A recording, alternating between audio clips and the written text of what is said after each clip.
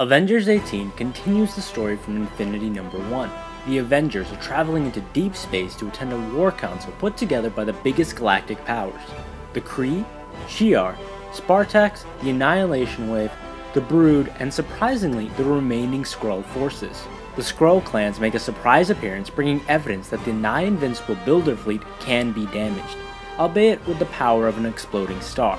The Alliance, both heartened and troubled by this new information, devises a plan to engage the builder fleet at an isolated location called the Corridor, an area trapped between a black hole and an asteroid belt. The combined Allied forces, including the two Avengers Quinn carriers, ambush the builder fleet. Identifying command ship, the Allies destroy it and begin celebrating an impressive first strike. But their celebration is premature.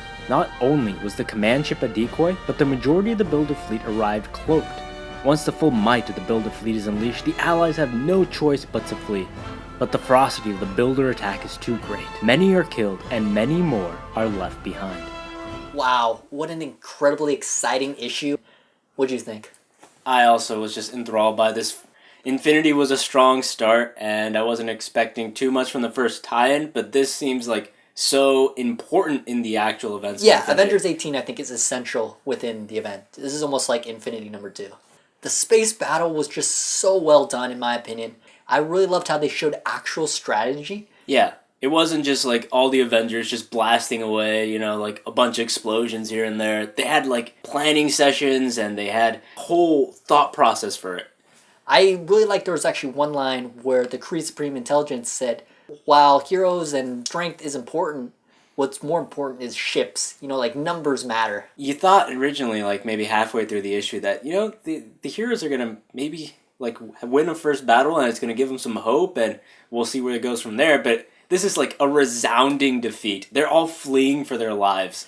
The way Hickman did it was just so good because, like you said, at the beginning, you think the Alliance is going to win. They're like, we got the command vessel. But then all of a sudden, all the builder ships de-stealth, and then it's like, gladiators just screaming, no!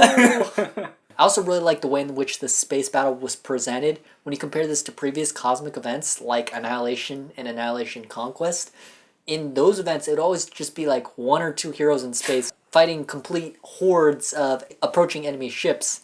I think in Annihilation, it was just like 3 former hosts of Galactus fighting the entire Annihilation Wave and just, tearing through them, which is kind of unrealistic. You have to have all these galactic powers working together to even make a dent.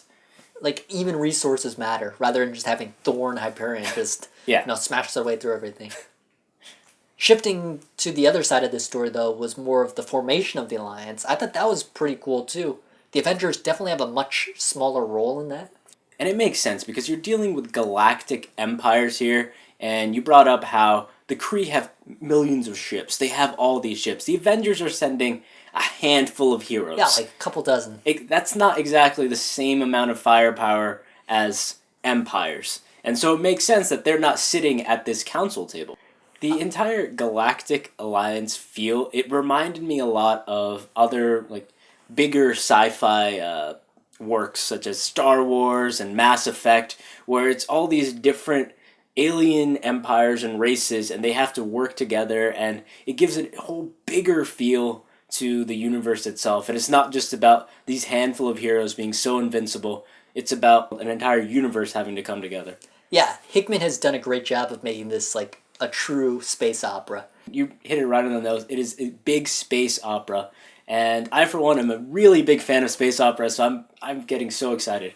It's definitely a great way to kick off Infinity. There's a couple other tie-ins this week, though. Avengers Assemble was one that was mainly from Spider-Woman's point of view during this space battle, and even a little bit before that. She's obviously apprehensive to work with the Skrulls after the whole secret invasion debacle. And she's forced to watch the Avengers leave Hawkeye and Captain Marvel behind, which are arguably the 2 people she's closest to. That's also going to fit in more to future tie-ins with Captain Marvel series. There was another tie-in this week, which was Thunderbolts. Really did not tie into Infinity at all. They just happened to mention that the Avengers were gone. So if you're thinking about picking that one up, don't look for it to be heavy on the Infinity storyline. But as a grade for Avengers number 18, what would you give it? I'm going to give this issue a 4.5. The way Hickman portrayed the space battle was incredible. Rather than just show ultra-powerful beings fighting swarms of enemies, this fight seems so much more real. True factors of war like numbers and strategy actually mattered. I'm also going to give it a 4.5 out of 5. Amazing job portraying a very smart space battle. I really enjoyed the Skrull inclusion onto the Galactic Alliance. Their storyline really emphasized to me how this is very much a space opera. Thanks for watching B3 Comics review of the Infinity tie-in, Avengers number 18. Before we go, we got a question for you guys.